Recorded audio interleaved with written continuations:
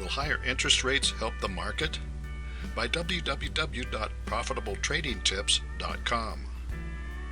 On December 16th, the U.S. Federal Reserve Open Market Committee meets and will likely raise interest rates for the first time since 2006.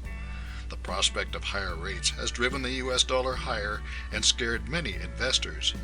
But will higher interest rates help the market?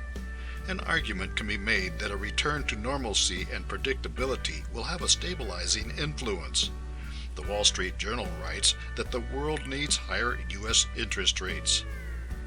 Some investors are sure the U.S. Federal Reserve will be making a mistake if it raises interest rates this week for the first time since 2006. These investors are wrong. If the Fed holds its fire again, it risks eventually having to catch up by tightening policy aggressively, cutting short the economic recovery. That would be a much more grievous error. U.S. monetary policy has been in an emergency setting since the 2008 financial crisis. Contrary to some fears at the time, cutting interest rates almost to zero and printing vast quantities of money to buy bonds was never going to spark inflation in the aftermath of the meltdown because the economy was extremely weak. But the healing is now well advanced, and there is plenty of evidence that the U.S. no longer needs virtually free money. Near zero interest rates are an invitation to runaway inflation in a healthy economy, and a healthy economy is where the USA is headed. It typically takes a couple of years for interest rate changes to exert their full effect on an economy, and as the journal states, if the Fed were to wait too long, it would risk substantial inflation and the need for very high rates to control it. And that would be worse medicine than a small rate increase now. But the better argument for a rate increase is that there is a fair value to money, and when interest rates are too low, the value of money and investments is distorted. Cheap money in emerging markets. China, Russia, Brazil, Argentina, Venezuela, and a host of other developing economies are badly managed and in need of repair. When investors frantically look for the best rate of return, they end up putting their money into unsafe investments. Higher interest rates function as a brake on such excess. Higher interest rates are also the result of a bungled economy, such as that of Brazil. Bloomberg Business reports on how Brazil's real declines due to expected worsening of their economy. Brazil's real fell to a 6-week low on worsening prospects for the economy as President Dilma Rousseff fights attempts to impeach her.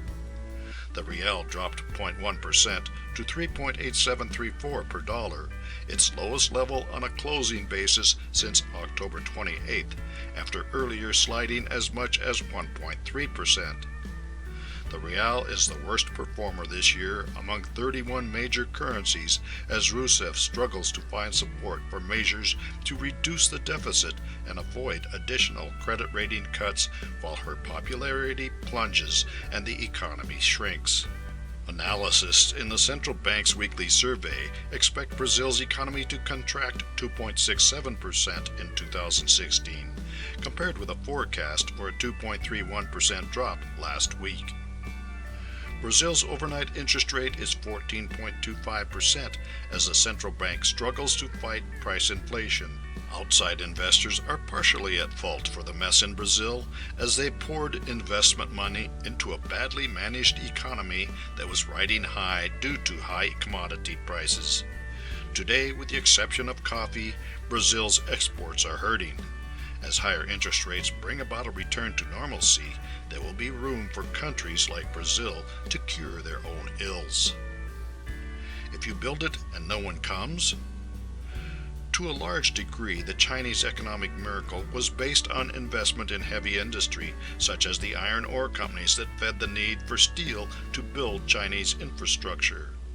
Unfortunately, too many mines were dug and too many processing plants were built with borrowed money. Now the demand is down, the Chinese economy is suffering. It would have been a good idea for the Chinese to have raised rates long ago. Seeking Alpha writes about the unsustainable past and unattractive future for iron ore producers. Cratering investment in Chinese infrastructure will structurally decrease demand for the next decade.